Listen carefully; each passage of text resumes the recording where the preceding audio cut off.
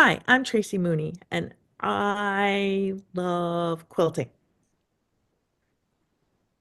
Hi, I'm Debbie Ciao. Brown, and I have a quilt retreat hangover.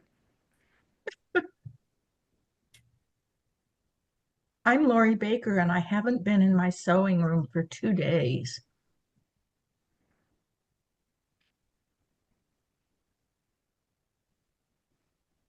I'm Michelle Friedman, and I'm a quilt daydreamer. Hi, I'm Terry Lucas, and the movie that was popular the year that I turned 10 was The Lord of the Rings. Well, this is Quilters Rule the World, where we talk about all things quilting and sometimes things that aren't even have to do with quilting. That wasn't really proper English, but it's been a long day.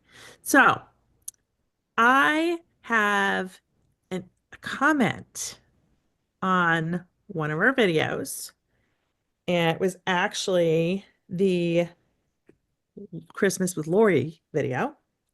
And there's a question for both Terry and Lori. Are you both ready for this? No, because Yes, you tell ma'am. us what it was.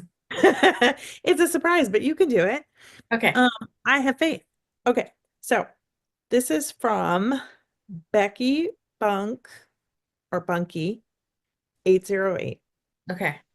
She says, I enjoyed listening to you two ladies this Christmas Eve morning as I'm putting the binding on a 90 by 90-inch quilt, which will be a Christmas gift for my daughter-in-law's mother. It will get done. That's awesome. Question. I like to quilt words into my charity quilts like hope, peace, and love. I don't know how to finish letters like T and I while I'm quilting on the long arm. Any suggestions? May you both have a wonderful holiday season. Who would like to go first? Lori. I'll do the T, and Terry can do the I Okay. because I don't know how to do the I. So when you do a T, we're writing in cursive because it's easy to do when you're writing. So you're just going to go up and then just back down to where the crossbar is. Make your little crossbar and then go on down. So the T's are easy. The I's are not so easy.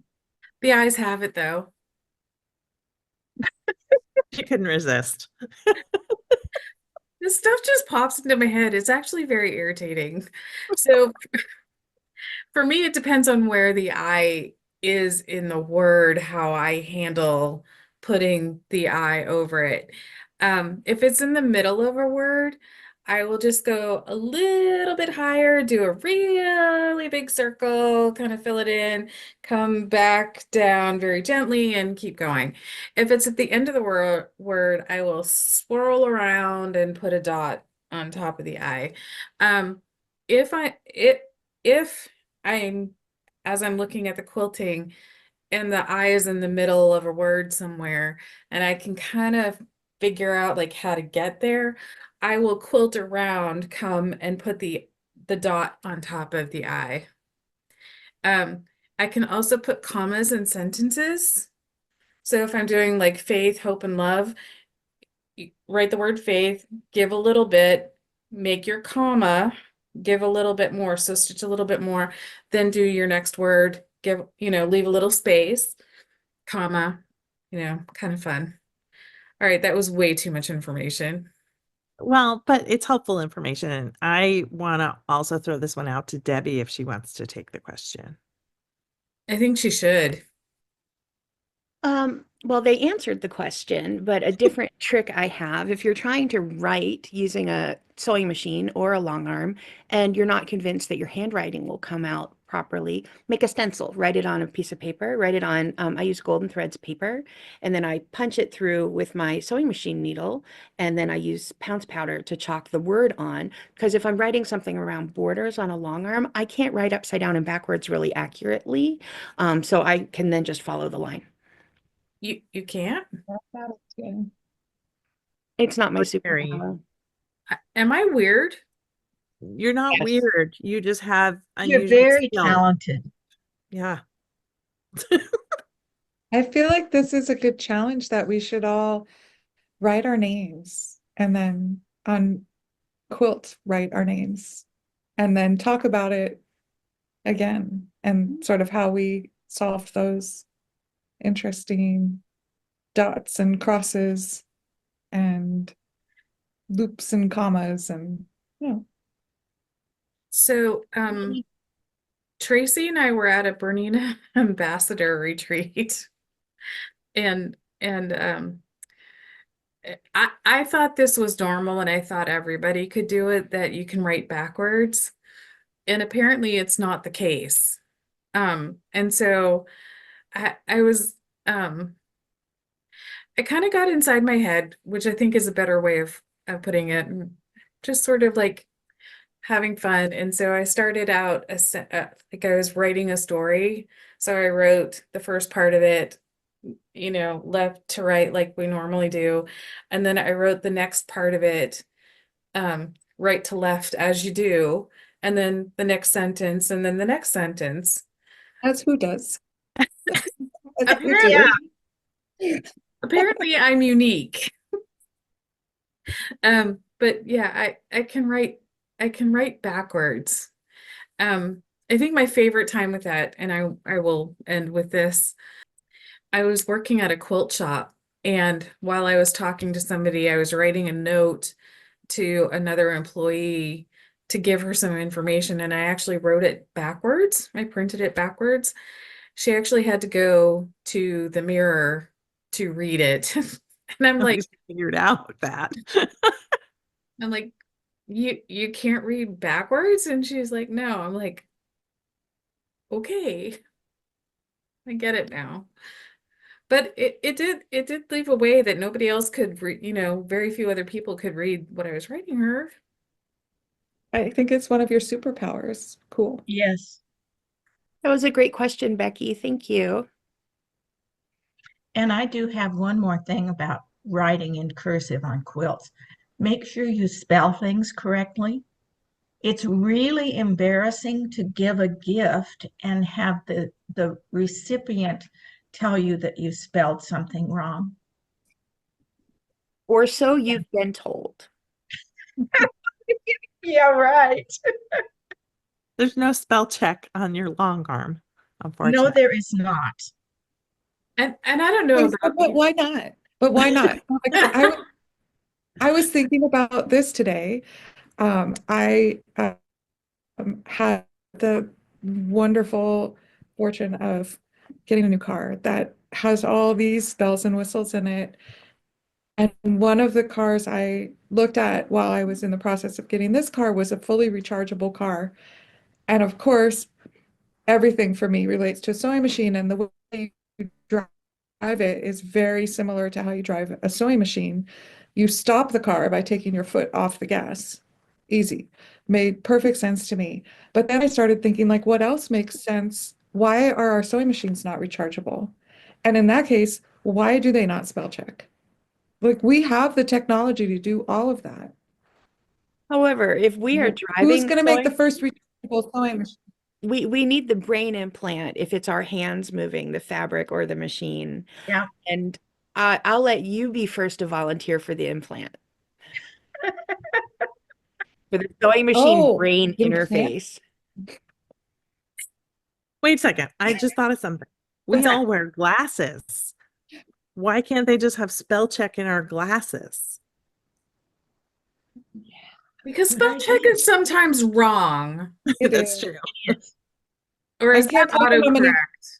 I type quilt and it says quit, and I'm like, I'm not a quitter. I am a Yes. quilter. Mine's going the other way. I'm texting back and forth with contractors. I have some house stuff going on, and I'm like, thanks so much. And my phone just automatically says, thanks, SEW much, Oh, to my contractors, and they tend to make fun of me. Yes. That's a smartphone, though. yeah.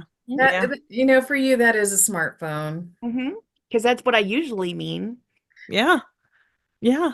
Apparently, I've corrected SEW that they switched back to SO so many times that they just said that's what she meant. There we go. And I don't know about you, but who reads a text on it? Like who, before you send it, who actually reads a text? Never, never. Never. I could say something really stupid. Sometimes I'm a terrible speller. It's all good. It's all good. So, we had a plan for what we were going to talk about tonight. Mhm. What is it? Well, we had a plan, but I don't know if we're all prepared to do what Debbie threw out. I'm not prepared to do what Debbie threw out. Darn it, I'm totally prepared to do what Wait, wait. You know what? Debbie. While you do it, I will look at her email and get prepared. So, Tracy, would you lead us in? Well, why Or don't we have Debbie Debbie? lead it? Debbie, Listen, lead it was us in. Debbie's idea, and it was a good Well, one. we are quilters. So just letting you know what we do in our week-to-week quilting life. I thought it'd be fun to talk about our quilting acquisitions, our quilting completions, and what we're currently working on. So my quilting acquisition this week, and it was my first for the year. I was at a quilt retreat last week, which was just marvelous. And they actually had a fabric vendor there, and I need more fabric because I'm almost out. But I did buy a panel that is a baby book because I have another grandchild coming in June, early summer. So I did buy that, and that was my only acquisition sewing wise. At the retreat, I finished three quilt tops. One was one of those $5 blocks from my local quilt shop back in the day. This was like, best Yeah. guess was about 2013. And it had 8 blocks and a medallion and then like pieced borders, and it was a queen size quilt or something. It's not going to be a queen size quilt. So I took the 8 blocks, put a blank block in the middle for 9, and it's a 56-inch square charity quilt. I haven't quilted it. I also brought along a kit that again, best guess, about 2008, purchased at a quilt shop I was teaching at. And the pattern, it was a free pattern that came with the fabric when you bought it. And the pattern only had you cut, it said make 42 blocks, but it only had you cut like 11. So I had to rewrite the whole pattern, but it's still really cute fabric and it was a really cute pattern. Really easy. And that's going to be for my aunt who has a living room done in retro Coca-Cola with like Hmm. aqua walls, like 50s retro. And that was the colors of this quilt, which I bought before I knew that was her living room. And the third quilt I finished was I get the subscription box from Primitive Gatherings, and there were 5 fat quarters that came in the December box. And I didn't want to just have them absorbed into my system. I wanted to make something with 5 fat quarters. So I pulled out my Terry Atkinson fat quarter books. She's Mhm. wonderful, wonderful. Those things do not get stale. They don't age. The book was from 2006, but it was brand new fabric. And so I made a quilt with I went through all of my books. What only needs 5 fat quarters? So I made that. And those are the three things I finished this week. And I just did a mystery quilt along 2 weeks ago, and I'm now doing 21 days of how to quilt it. So I have 5 of these to baste and quilt. This one hasn't been basted yet. Obviously, it's still on the wall, but that's what I'm currently working on is basting and quilting the a variety of these quilts. So, what did you buy? What did you finish? What are you working on? I feel like such a slacker, compared to you. Well, one of Um, us has a full-time job. that's true. That's true. I do have a Yeah. full-time job, and I bought a new sewing machine on December 31st. Um, and so I've literally like had such little time with this pretty baby that is sitting next to me. So this weekend I I've been trying to figure out one of the things that it has is embroidery, and you can actually do edge to edge quilting in it. So I've been practicing, and I did a little swatch of it 2 weeks ago, and it worked out really great. And I sort of was getting the hang of it. And so I went to go do that again this weekend, and I couldn't figure out how to do it for the life of me. Like it was telling me that the hoop was the wrong size, and I couldn't figure out what was wrong with the dimensions that I had given. So I ended up taking literally, it's a piece of cotton and a piece of batting, and I did this little stitch out. And so I did It's a brother machine, so it has Disney in it. So of course that's Wally. But one of the features that you could do is you can take any of the embroideries in the machine and you can add edge to edge quilting around it, and you can tell it how wide around the whatever the object is that you embroidered. And dude, so I practiced that and I thought that came out pretty good considering I was just messing around. So that was what I did, what I played with this weekend. The acquisitions are hefty, besides the machine. Shocking. I'm going to talk really quiet because my husband is downstairs. Okay, so um, I'm still patiently waiting for 2 items to come in the mail that have been stuck in Indiana since January 6th. I had to email them the store this morning because I was like, I'm really getting impatient. Can you please tell me where this is? So that well, actually, I can show you. Hold on. It's right here. If I can grab the right thing. So I had bought this Timberbell Twilight Boulevard as I didn't have an embroidery machine at the time, so I bought it to make it by hand. Like I figured, oh, I can embroider. And then it arrived and I opened up the pattern and I went, Not happening. no. So I've had it sitting here waiting all this time. So, but I did find the embroidery pattern, even though this is an older one. And I think I already had, yeah, I already had the embellishments. So that wasn't purchased, but I got the embroidery design for that. Then at the same store, I also found Cup of Cheer, which was an Advent quilt. And so I got that as well. And then I got the embellishment kit for Cup of Cheer. It's got all these fun things. And then I had purchased from Michelle's coworkers at Market, I had purchased a Kimberbell Pumpkins and Potions fabric pack. So I also bought the embellishment kit for that as well. So I just have to buy the embroidery design for that, which will probably be later once I finish 3 of these other ones. But so those were my acquisitions and my finishes.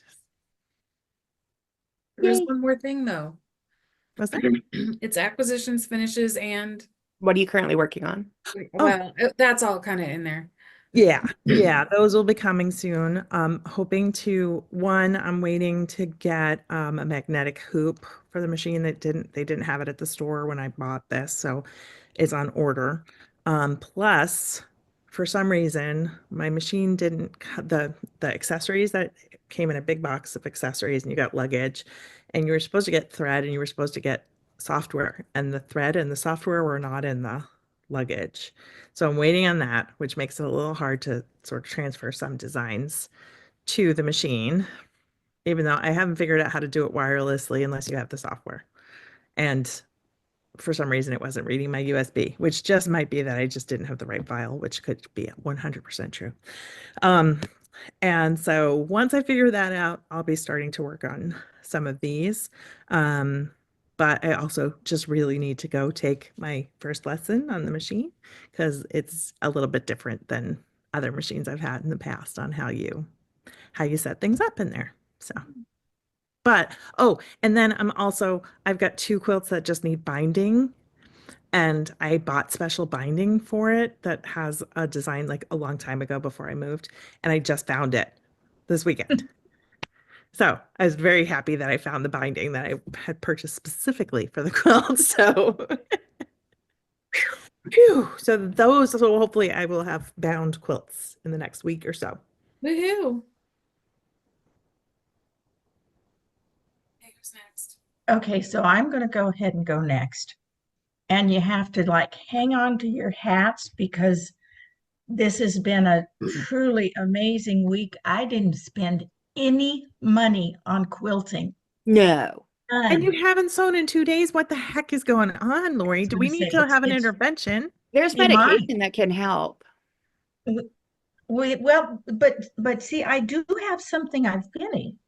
Okay. I have a quilt top, and I don't like it because I think the yellow is too bright. No, it's not. No, it's perfect. I have And this then behind see, me. it's got, oh, that's going to be upside down. It's got little birdies on it. Oh, This Ooh. was a Kansas, Nebraska quilt top fabric last year, I think. And I found just the snips that were left from my quilt that I made. So this is just a throw size quilt, and that's what I finished. And then, well, see, that's the top that's finished. What I'm working on is the back for that quilt because I have lots of little pieces of that Kansas, Nebraska quilt hop, shop hop fabric. So I'm hoping to get that done in the next couple, 3 days. Nice. Michelle. Well, I bought something I've wanted to buy for a long time. I invented a project that I needed to have this for. Um, okay, this comes with a public service announcement too. I bought Bessie Pearl binding, and I am so excited. I Oh, got black and white striped binding, and I've just decided I was going to do this. I can make binding, it's fine, but I absolutely adore what she does the and her bindings are so company. cute. And yeah, and so I'm like, I want to support her business and I want this already made binding that I'm not making myself. So here's the backstory. I was using a wool pressing mat on my ironing board forever. And I just had sort of like a thin muslin cover on my ironing board. And I went to move it. Let's say I'd been using it for a long time without actually moving it. And my entire muslin under it had mold on it. Sorry, I kind of choked when I said that. Um, I, I, Cool. fairness, I live in Portland, Oregon. There's a lot of, what's Terry's favorite word? Moisture in the air. But I realized I needed to make a different kind of ironing board cover that, I would a prettier one that wasn't moldy from the moist air. Sorry, two times. So so I got some really pretty black and white stripe binding. That's gonna go on some fabric that I haven't decided on yet for that ironing board cover, which it is possible that I've been on Etsy looking for things like vintage Marimekko fabric or things that would just be fun for that. I am working on sewing my quilt that was made during my show with Charlotte. That's called Vermi, short for vermicelli. And Vermi has 400 4-inch squares that are 3.5-inch squares. I designed it. I don't know what size they are, but there's 400 of them that people put up during the show. So I'm sewing those rows together and it's been really fun just to sit down and sew rows. So I got about halfway through that this weekend. And what was the third one? Why is it Finishes. so finishes? I finished sending out fabric that I decided needed to go to other places and to other sewers. I finished sending out about 100 pounds of fabric. Wow. I was going Good to for ask how you. that went. What? I was going to ask how that went. It was really fun. There's lots of ways to do that. And I decided I was just going to give it away if somebody wanted it. And that was it. I think, a lot of people sell it and there's other ways to do it. But I was pretty delighted in that people were like, I love that. I want that. Things like, some blocks that I knew I was never going to sew into anything and just got like the sweetest notes about it. And somebody sent me a picture of my fabric and her two cats like exploring it, and it felt really good to do that because I, when I bought these fabrics, I loved them. When I made those blocks, I loved them, and I need to make some space for some stuff. That another acquisition is that.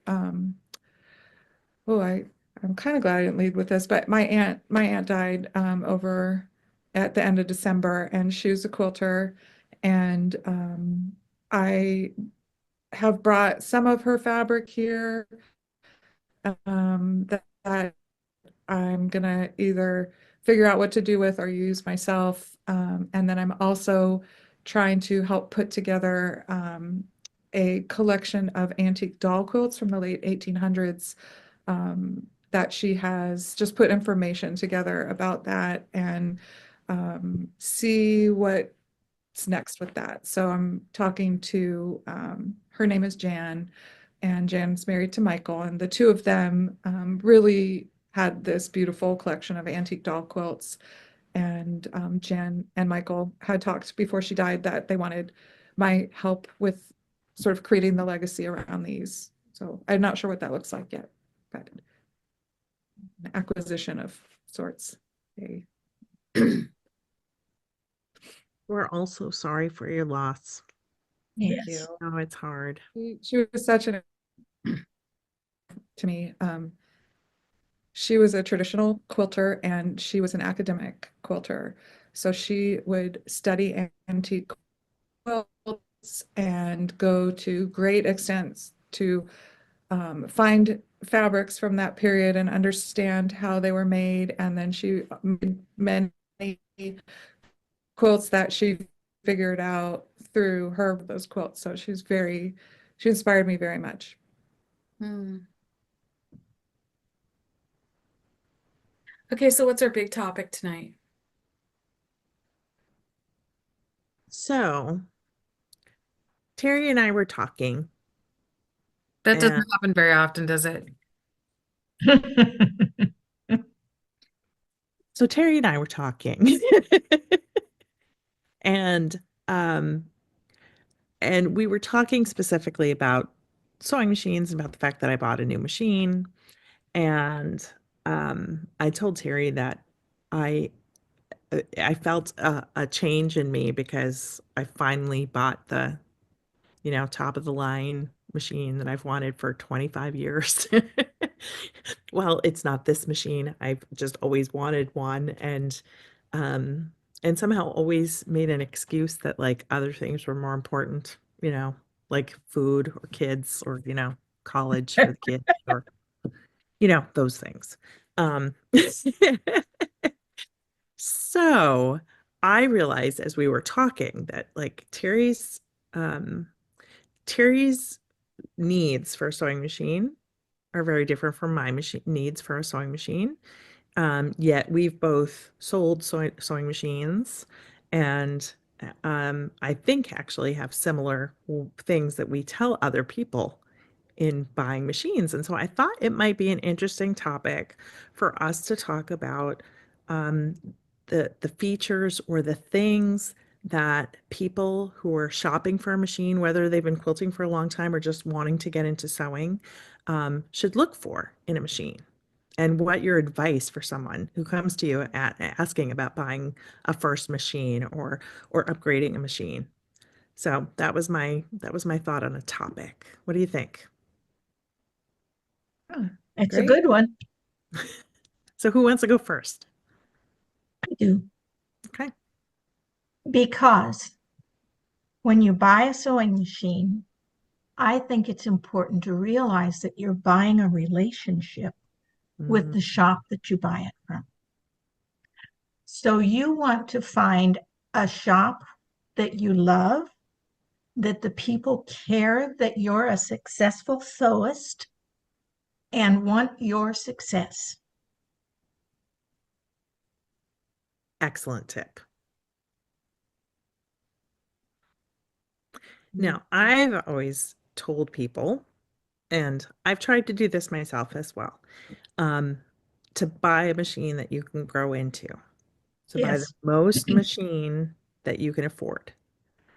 Don't think that a machine that you see in a big box store is going to be the end all be all. Because back to what Lori said, you really need to go to a store that has people that work there that you can go into and go, oh my gosh, what did I do wrong? Like, what happened here? Or that offers lessons for a machine that you buy. And that type of stuff. So when I sold machines, I would very much ask a lot of questions about the types of things that they were anticipating they would sew. I had some doozies of customers come in. I worked in a shop in LA and I will never forget this, but a woman came in. She was probably 20 and she was in college and she was going to school for art and she needed a sewing machine that could sew through neoprene.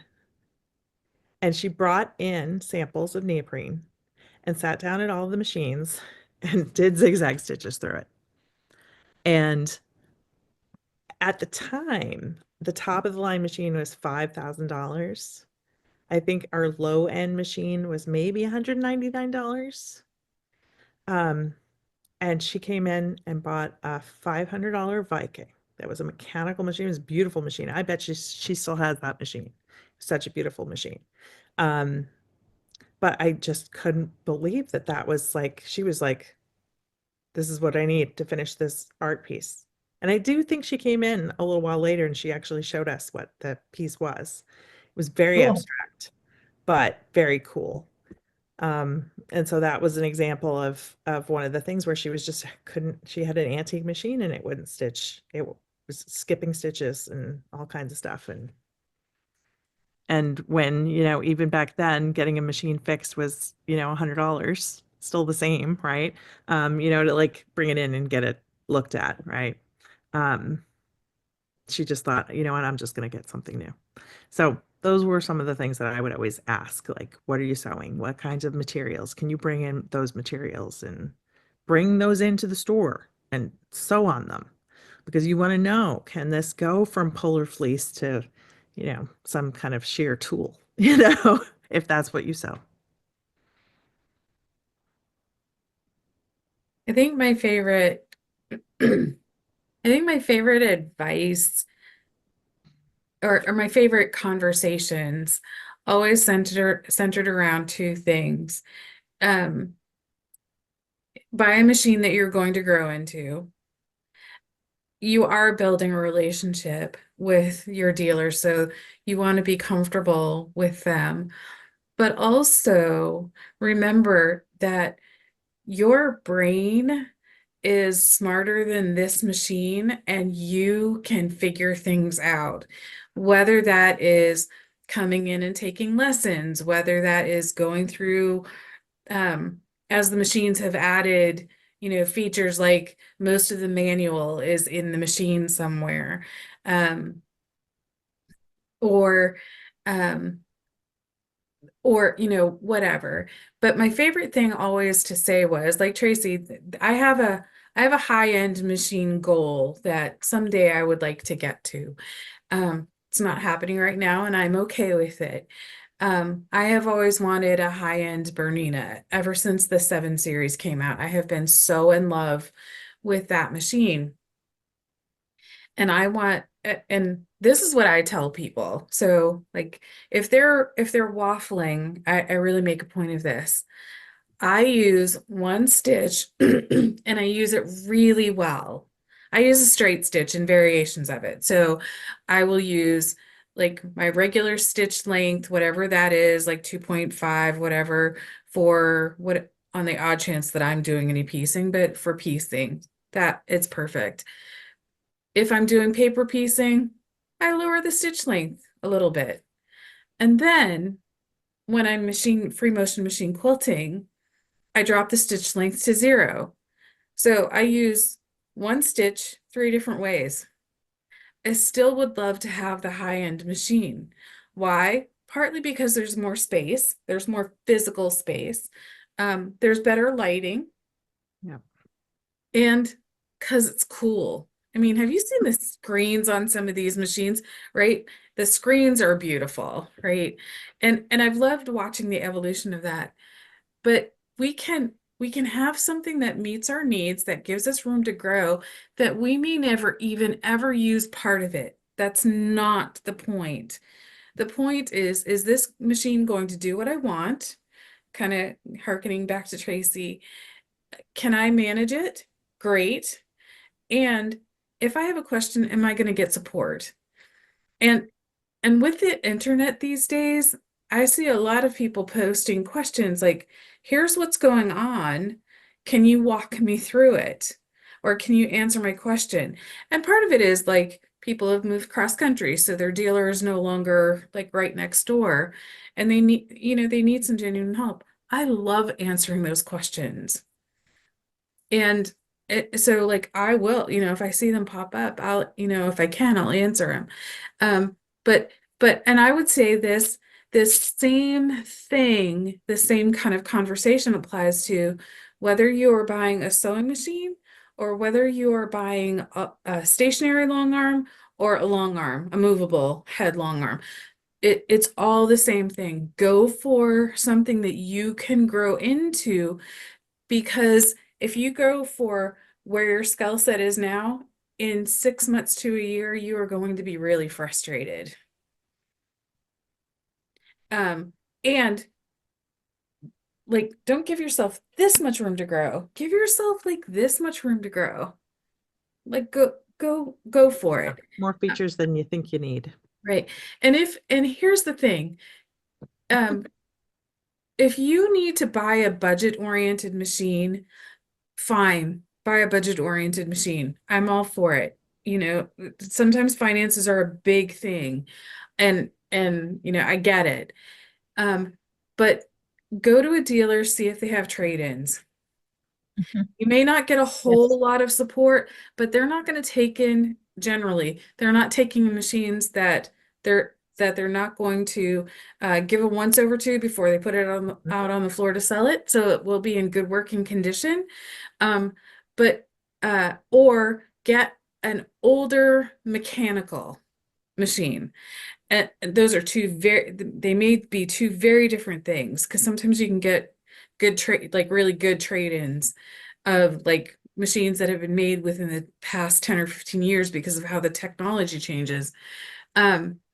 But those older mechanical machines, if they're still in good working order, ooh, baby, like there's nothing like a good mechanical machine that still gives you that room to grow in, but it gives you that sturdiness that it's going to last for a while as you hone your skills. My experience And go ahead. go ahead. My experience selling sewing machines is selling long arm sewing machines, quilting machines. So what I need to know from a quilter is, how do you quilt? Do you push fabric or do you push the machine? I need to know what type of space you have. And if you plan, if you plan to change spaces, things like that. Because if you get a 12-foot long arm frame with a nice long arm, 15 inches throat or larger, you'll never be sorry, because you can add a computer to it. You can do this. But if space is an issue, and it is, I live in the Northeast US, there's a lot of old houses up here. Um, you know, this is the size quilt you can do on that frame. This is the size quilt you do on that frame. Some of the frames are hybrid that you can, it's like a hoop that you can, like your embroidery hoop, you put the quilt on and then you move the machine through, a 4 or 5 foot hoop and then re-hoop it. So those are kind of the questions I look for, but that I need to have answered as I can help guide. But again, it's the relationship with the retailer, because how many times when you get a new machine and something happens, you're sure you did something wrong. And what you're finding out was just something you didn't know. Right. or, or no, that needle was bad. Let's put a new one in. And so, as someone who has worked for 15 years teaching machine classes, it's just giving the confidence to know what the machine does, that you can recognize when it's you or when it's the machine, and how to fix that so that you can stay in your happy place without getting ripped out of it and back into the real world. Um, so that's my experience with selling and buying sewing machines. When I have Lori, another thing that I think of, and that is um, that a lot of us have the bigger, newer machines, and we want to go to a class. Oh, so that creates a whole new thing. I actually have about a 5-year-old baby lock, and it's too big for me to handle to take to a class by myself. So I also have a featherweight that weighs 14 pounds. And most of the classes I go to and most of the classes I teach are quilt classes. So a featherweight with a nice straight stitch is perfect. It's another place, a featherweight. If you're on a budget, that's probably not a good machine to suggest These because days, no. they they sell pretty high. But the vintage machines that aren't featherweights, you can find lots and lots and lots of times for $50. And there's And something they're that's a going to be great able to class communicate. machine. when Lori first opened up this discussion with because you're going to be buying a relationship, I thought the next part of that sentence was with your sewing machine. Now she said dealer, but I think you do have a relationship with your sewing machine. Many of us name our sewing Mhm. machines, have ongoing conversations with them. Uh, even maybe when we're not sewing, we're thinking about them. We might buy them presents and put stickers on them. So I think my advice is know that you may have a long-term relationship with this machine or just a short-term relationship, and that um, it's always going to be the right machine, whether you're getting a vintage machine or a big giant brand new like gorgeous top of the line. um, you need to get to know it, and you'll get a feel for it, and that relationship will develop over time. You may be compatible, you may not be. You don't always know that right away, so give yourself that time and space to learn the machine, to get to know it, to understand its needs and wants, and know Quirks. the difference. Uh, down to like, does it respond differently with different kinds of thread? Am I constantly wondering like, is the tension off? And what do I know about that? Like, can I learn something about that? It can be really overwhelming to understand the language, like top loading bobbin, or Mhm. different types of features that it might have, dual feed versus this.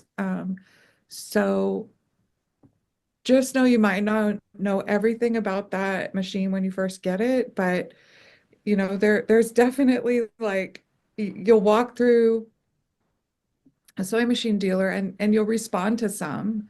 So trust that intuition the way you might like if you're looking for a friend. Like you'll connect with the shape or the design or the way it sounds when you're sitting in front of it, the way that it feels. Those are important things to notice. I think just Mhm. you're gonna be spending time with it. Like, do you like the way it looks? I mean, I like the way all sewing machines look personally, um, but I some are can't cuter have than them. others. Some are like, if you want that cute Hello Kitty sewing machine, I mean, get it. And then learn how, learn what you can do on it. Like it may be perfect for some things and not others. Like, um, the other thing, the other thing I wanted to say, before I forget, is that I also sold sewing machines. And one thing that I realized when I was doing that is that these are like when you buy a sewing machine, you're also buying feet and other accessories. And so a lot of times people stay with that same brand of machine because you're accumulating the accessories for it. So keep that in mind. If you have a bunch of accessories, maybe start there, maybe look at that same brand, um, as, it's because you've invested in it already. If you want to change brands, lots of people probably will buy those accessories, or you might need them again someday. But not all bobbins fit in all machines, not all feet fit on all machines. So that's just something that Yeah, maybe you don't know. You're just starting out. Well, that is I'm an glad you excellent mentioned. point. Yeah, and I'm also glad that you mentioned the sound. Um, one of my machines had to go in for service. A friend of mine offered to loan me same brand, different machine altogether. I got it home, I sat down, I did what I do because the feet for the brand are interchangeable. I put my foot on, I started listening to that machine. I could not turn this thing off fast enough. The sound was completely wrong. It was wild. So that sewing on the machine in the store will give you an idea of how it sounds. And if it doesn't sound right to you, then then it's not the machine for you. It may have all the features that you like, but the sound is something. And I can also tell you that with two of my machines, I got to a point sewing with them that I could hear there's a pitch change when the bobbin gets down to somewhere between Wow. I have my nodding heads up here. Which There is a pitch change and you can hear it all the hear, time. yeah, Yeah. you can hear it. And it's actually kind of cool because first of all, you're that in tune with your machine. And secondly, it's like, oh, I'm not, I do not need to actually play Bobbin Chicken, although that is a fun game. Wait, can I show you something? I played Thread Chicken the other day, and look at this beautiful empty spool. You won. I totally won. The last stitch on the last seam. I was like, oh yeah. It's like my little like woohoo. Amazing. Amazing. You got to keep that forever. I I know, and if you know, you know. Mhm. Beautiful, When I beautiful. when I sell machines that have the bigger bobbin in them, I said, it's great. You don't have to wind your bobbin as often, but they are still engineered to run out 4 inches before you're done with your project. Um, because engineers are nice to us like that. You don't have to do it as often, but it's still gonna run out, and you'll have to wind a bobbin. Always happens. Mhm. I wanted to go back to a point that Michelle made on feet, because first of all, too, when Lori said that about the relationship, I totally thought she meant the machine, because I anticipate a very long relationship with this machine. I'm so excited about it. But when I worked in a store 25 years ago, well, probably 23 years ago, um, I worked at a store that sold Viking and Bernina. And um, I had my heart set on the top of the line Viking, like nobody's business. I loved the machine. We got to, make projects on the machines when it wasn't busy in the store, and I just loved this machine. Was it a designer one It was a plus? designer Etsy. Okay. And it was just fabulous. The thing that really scared me about buying that machine was every single foot was $125. And that was back in like 2002 or 2003. And I was like, you know how much groceries that was? Like, Yeah. because I had small kids at the time. But that was one thing that really hung me up and really made me look at machines. And the next machine that I bought actually was a Janome, and part of that was because the feet were Reasonable. inexpensive. My new machine, one of the things that they had told me when I was going through the demo at the store, he was like, "You have almost all the feet, but it gave you shank adapters so that you could use low or high shanks as well." There you go. Nice. I was like, "Okay." Which actually opens up to um other feet, other feet for other Mhm. machines. Or So generic ones. Yeah. right. So if there's a specialty, there are a number of companies who make specialty feet for generic specialty feet. Right. And if it's something that you want to play with, have at it, babe. Yeah. We could do a whole episode on feet. Yeah. Oh yeah. Just so long as the feet aren't stinky. I'm so sorry. I love machine feet. I do. I think they're cool. And we can never have enough feet. No. Even if we only use it like once or twice, we can still never have enough feet. So, okay. Anything else tonight, ladies? Do you have a final word? Is there something that you just need to get off your chest?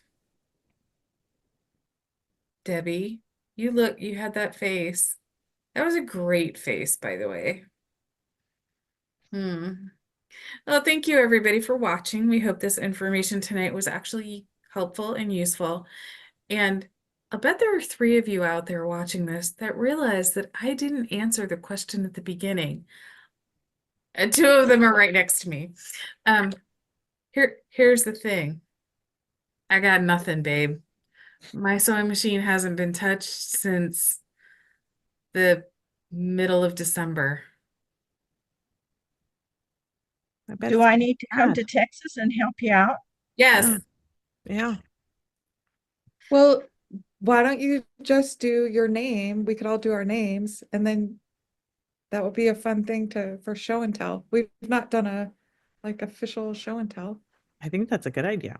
I've not actually tried free motion on my new machine yet. I can teach you. I mean, I know how to do free motion, Terry. I'll take a lesson. Oh, you're on, Michelle. Did I misunderstand again? Because I told you I was going to misunderstand things. Do you not just want to sew with me? Yeah, I was about to say that I might very well be in Texas very soon in the next few weeks. Let me know when. Okay. I mean it, because if I can make it to Dallas or we can make it in the middle. You know where we could go that's in the middle? Bucky's. Yeah,